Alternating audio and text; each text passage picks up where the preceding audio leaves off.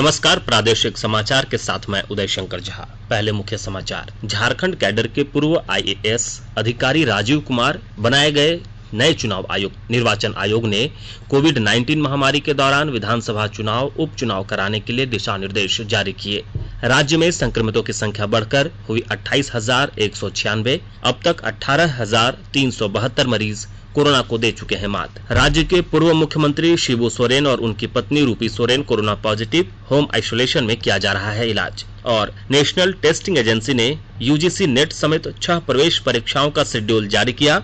अगले माह 16 से 25 सितंबर के बीच होंगी परीक्षाएं। अब समाचार विस्तार से। झारखंड कैडर के आईएएस अधिकारी और पूर्व केंद्रीय वित्त सचिव राजीव कुमार को नया निर्वाचन आयुक्त नियुक्त किया गया है। वे अशोक लवासा का स्थान लेंगे, जिन्होंने इस सप्ताह के शुरू में इस्तीफा दे दिया था। श्री कुमार इस महीने की 31 तारीख को श्री लवासा के कार्य मुक्त होने के बाद पदभार ग्रहण करेंगे। श्री कुमार की नियुक्ति ऐसे समय की गई है जब कोरोना वायरस महामारी के बीच बिहार विधानसभा के अलावा कई राज्य में उपचुनाव होने हैं। निर्वाचन आयोग ने कोविड-19 महामारी के दौरान विभिन्न राज्यों में आगामी आम चुनाव और उपचुनाव के संचालन के लिए विस्तृत दिशा निर्देश जारी किए हैं। उम्मीदवारों और चुनाव संचालन में लगे कर्मचारियों द्वारा अनुपालन किए जाने के लिए कड़े मानदंड तय किए गए हैं। प्रचार अभियान के दौरान भी कोविड-19 के उपायों से संबंधित अनुदेशों के उल्लंघन करने वालों के खिलाफ आपदा प्रबंधन अधिनियम 2005 के प्रावधानों के अनुसार कार्रवाई की जाएगी। घर घर चुनाव प्रचार के दौरान 5 से अधिक लोगों को एक साथ जाने की अनुमति नहीं दी जाएगी। रोड शो के दौरान 5 वाहनों के काफिलों के बीच अंतर रखना जरूरी होगा। सार्वजनिक सभाओं और रैलियों के दौरान कोविड-19 दिशा निर्देशों का सख्ती से पालन करना होगा। इसके अलावा चुनाव से संबंधित गतिविधियों के दौरान हर व्यक्ति को मास्क पहनना अनिवार्य होगा। मतदान केंद्र पर थर्मल स्कैनिंग जरूरी होगी। दिशा निर्देशों में यह भी कहा गया है कि वर्तमान में 1500 मतदाताओं के नियम की बजाय किसी मतदान केंद्र पर एक समय में केवल 1000 मतदाताओं को जाने की अनुमति दी जाएगी। राज्य में कोरोना संक्रमितों की संख्या बढ़कर 28,196 हो गई है। इसमें 18,372 मरीज स्वस्थ हो चुके हैं, जबकि 9,527 संक्रमितों का कोविड अस्पतालों में इलाज चल रहा है। वहीं कोरोना पॉजिटिव पाए गए 297 लोगों की मौत भी हो चुकी है। इस तरह राज्य में कोरोना से स्वस्थ होने की दर बढ़कर 65.15% हो गई है। इधर पिछले 24 घंटे के दौरान 955 नए कोरोना पॉजिटिव मामले सामने आए हैं। वहीं उपचार के बाद स्वस्थ हुए 927 लोगों को कोविड अस्पतालों से छुट्टी दी गई। इस दौरान 6 संक्रमितों की मौत की पुष्टि स्वास्थ्य विभाग ने की है।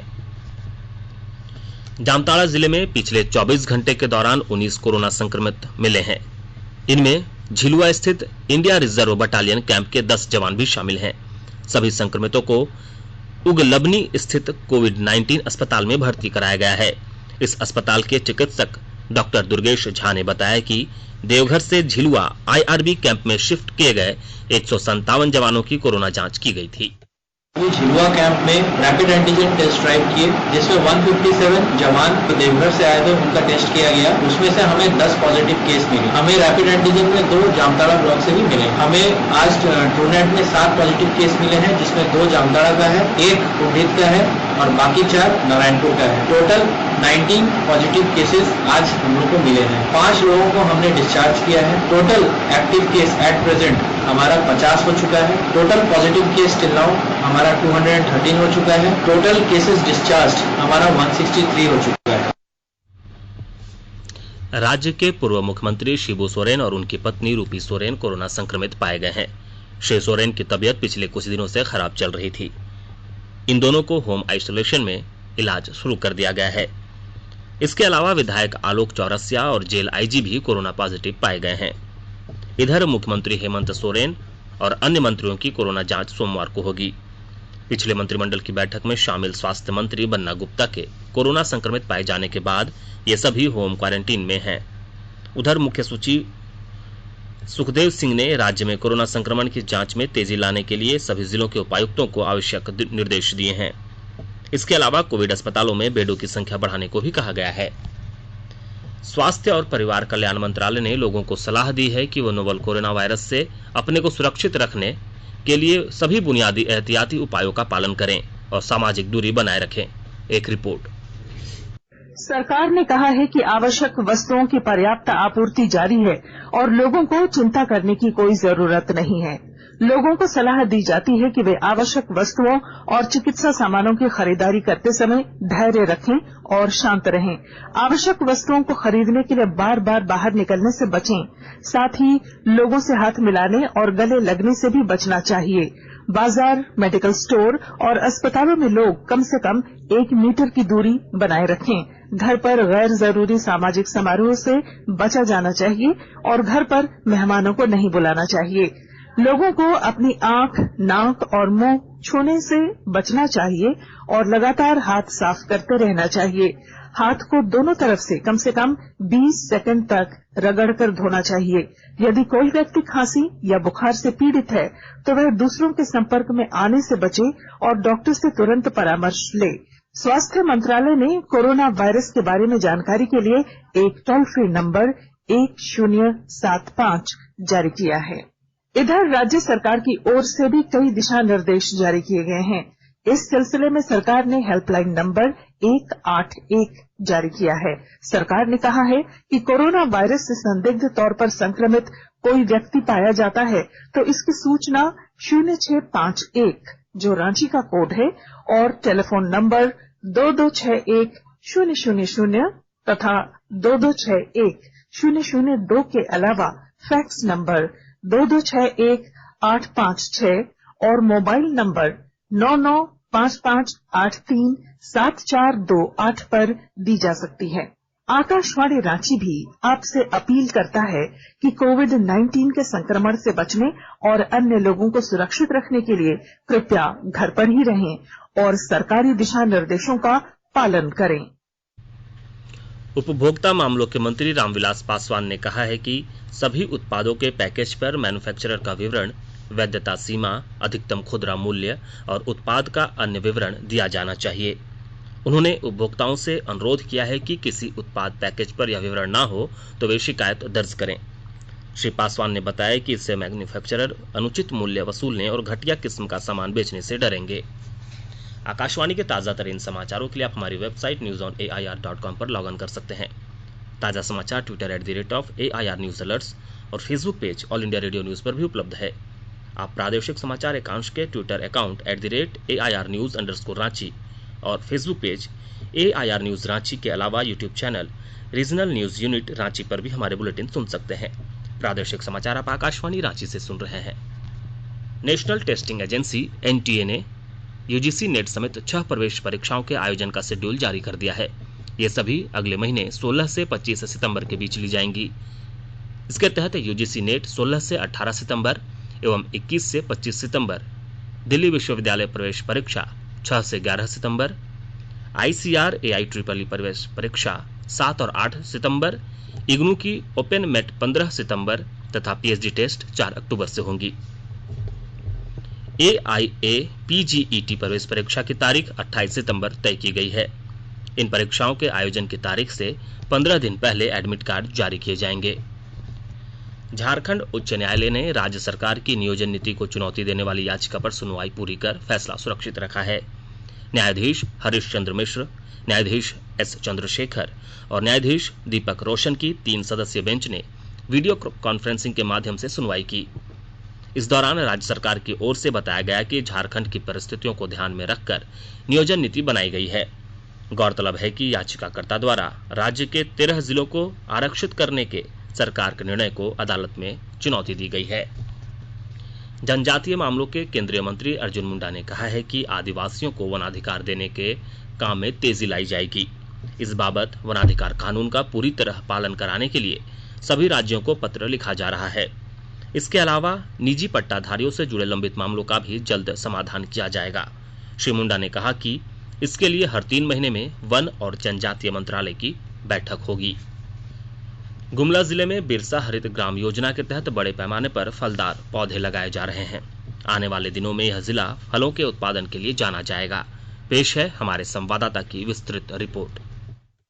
गुमला में बिरसा हरित ग्राम योजना के तहत करीब 3000 एकड़ भूमि पर फलदार आम के वृक्ष लगाए जा रहे हैं, जिसमें 3700 से अधिक किसान लाभान्वित होंगे। उप विकास आयुक्त संजय बिहारी अम्बस ने बताया कि पेड़ लगाने का काम लगभग पूरा होने वाला है। इस योजना से न केवल किसानों बल्कि प्रवासी मजदूरों को भी रोजगार मिला है और आने वाले 3 वर्षों के बाद किसानों की आय में वृद्धि होगी। साथ ही गुमला आम के उत्पादन में न सिर्फ आत्मनिर्भर होगा बल्कि एक बड़ा आम का निर्यातक जिला के रूप में अपनी पहचान बनाने में कामयाब होगा। श्री अम्बस ने कहा कि जिले में आम के अलावा औषधीय पौधों को लगाने के लिए भी किसानों को प्रोत्साहित किया जा रहा है। बलदेव प्रसाद शर्मा, आकाशवाणी समाचार, गुमला। हजारीबाग जिले के बड़का गांव क्षेत्र में कोयला खनन को लेकर एनटीपीसी और रैतों के बीच के गतिरोध को दूर करने के लिए गठित उच्च स्तरीय समिति जल्द ही सरकार को अपनी रिपोर्ट भेजेगी। उत्तरी छोटा नागपुर के आयुक्त सह समिति के अध्यक्ष कमल जॉन लकड़ा ने बताया कि एनटीपीसी और रैतों के साथ बैठक में इससे जुड़े मुद्दों पर विस्तार से विचार विमर्श किया गया है। उन्होंने कहा कि सक्षम प्राधिकार द्वारा मुआवजा दर का निर्धारण 1 सितंबर 2015 तक नहीं किया गया है तो भूमि अधिग्रहण कानून 2013 के तहत रैयतों को मुआवजा व अन्य सुविधाएं देने की अनुशंसा की जाएगी। एनटीपीसी का जो भूमि अधिग्रहण किया जा रहा है इसमें मोर देन 5000 एकड़ कोल बियरिंग एक्ट के अंतर्गत किया जा रहा है। जो प्रावधान है केंद्र सरकार का कि एक कट ऑफ डेट रखा गया है जो 1/9/2015, तो इस कट ऑफ डेट के पहले अगर जमीन का मुआवजा तय कर गया है कॉम्पिटेंट अथॉरिटी के द्वारा, तो इस परिस्थिति में फिर से भूअर्जन का मामला रिओपन नहीं, अगर मुआवजा तय नहीं किया गया है तो इस परिस्थिति में नए अधिनियम के जो भी प्रावधान है लागू होंगे और उसी के अनुसार मुआवजा और पुनर्वास और पुनर्व्यवस्थान का व्यवस्था लागू होंगे। राज्य के 5 केंद्रीय कारागारों से 14 साल या उससे ज्यादा समय तक सजा काट चुके 79 कैदी रिहा किए जाएंगे। इनमें 50 कैदी रांची के बिरसा मुंडा केंद्रीय कारागार, 10 कैदी हजारीबाग के जेपी केंद्रीय कारागार, 10 कैदी दुमका केंद्रीय कारागार, 5 कैदी जमशेदपुर के घाघडी कारागार, 1 कैदी हजारीबाग ओपन जेल और 3 कैदी पलामू केंद्रीय कारागार में बंद हैं। इन कैदियों की रिहाई का आदेश गृह कारा एवं आपदा प्रबंधन विभाग ने जारी कर दिया है। गौरतलब है कि राज्य सजा पुनरीक्षण परिषद की बैठक में इन कैदियों को रिहा करने का निर्णय हुआ था। रामगढ़ जिले के पुलिस अधीक्षक प्रभात कुमार ने अपराध नियंत्रण को लेकर बड़का स्याल में व्यवसायियों, परिवहन संचालकों और ठेकेदारों के साथ बैठक की।